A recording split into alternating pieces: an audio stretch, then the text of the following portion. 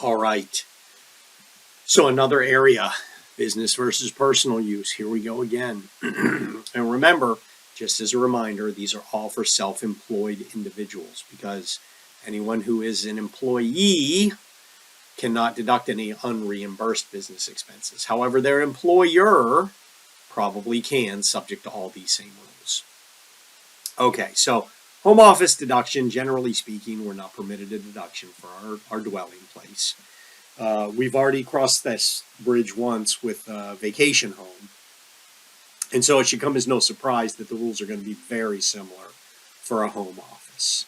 So the deduction for home office is limited to the net income from the business before the home office. So just like that partial personal use rental, you couldn't deduct expenses above the gross income. Same with the home office deduction. So the home office deduction is generally thought to be a pretty restrictive set of rules. So the home office deduction will be allowed if, and you got to meet one of these four. Home office used on a regular basis and exclusively as a self-employed taxpayer's principal place of business.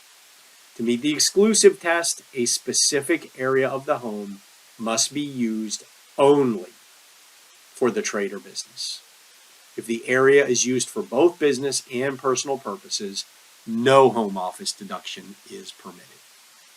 The home office is used exclusively and on a regular basis by patients, clients, or customers in meetings or dealings with the taxpayer in the normal course of a trade or business. So when I lived in New England, there were still doctors and dentists who had offices as part of their homes. This would be that sort of thing, right? So they had a part of the home that was used where they actually met with patients. Number 3, the home office is a separate structure. Okay, so it has to be some sort of out parcel that's not attached to the dwelling unit, and again is used exclusively and on a regular basis in the taxpayer's trade or business. And then lastly, number 4, used on a regular basis for the storage of business inventory or product samples held for use in the self-employed taxpayer's trade or business. Under the 4th exception, the taxpayer's home must be the taxpayer's sole place of business. So you can't just claim I'm storing business inventory there. Well, wait, you have an office and a warehouse? Yeah, but I'm keeping it in my home. Yeah, that's not going to fly. Now, notice that in number 4, it is not required that the use is exclusive. It just must be used on a regular basis. So I'm thinking of, I had a neighbor who was a salesperson for Frito-Lay. And so as a result, they had an abundance of product that they always stored in their basement. And as a result, they could use that on holidays to have extra people stay the night or whatever, and that was okay.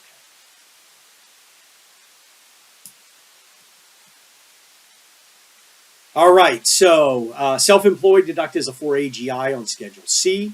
Again, limited to the income. If you're an employee, it's just non-deductible these days. 2 methods, the actual method and the simplified method. The actual method is going to feel very much like our rental home situation. So we're going to look at direct and indirect expenses. We're going to allocate indirect expenses, generally based on square footage. The deduction is going to be limited to gross income, and we're going to use the same tacking, tier 1, same stacking of tiers 1, 2, and 3 as we used for vacation homes. The simplified method, or the safe harbor, allows you to just take a $5 per square foot deduction, limited to 300 square feet in total. So that means your maximum deduction will be $1,500. It is still limited to the amount of total gross income, and no depreciation expense is recorded. And when we get to recapture of depreciation, we'll talk about why that's important. And each year you can choose whichever method is more favorable. So some years you can use simplified, some years you can use actual. So allocate Costas operating a qualified home office in her home. So she's already met the qualifications. She meets one of those 4. Office is 275 square feet. Allie's entire home is 2,200. She only earned $1,400 of gross income from her business. Has annual expenses with the entire home listed below. So what we would need to do is allocate those. So you can see the annual amount for electricity, interest, taxes, repairs to the office, repairs to the master bath, cleaning, and depreciation. And then we would allocate those amounts. And notice we're going to allocate electricity. We're going to allocate interest and taxes. We're not going to allocate repairs that are directly to the office because those are direct expenses.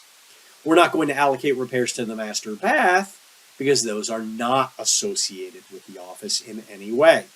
The cleaning gets allocated and depreciation gets allocated as well. So our total allocated amount is $1,300. We only have $1,400 of gross income, which means that depreciation, just like with the rental homes, is going to be limited, right? We'll only be able to take $100 of the depreciation. The remaining $350 is carried forward.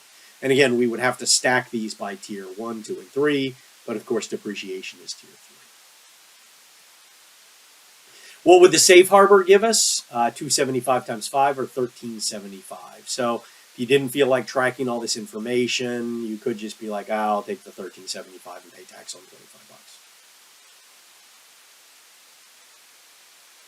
A few others that belong in this kind of category. Moving expenses, these were traditionally deductible, but now these only apply to U.S. Armed Forces. And even in that case, it must be under orders for a new permanent change of station.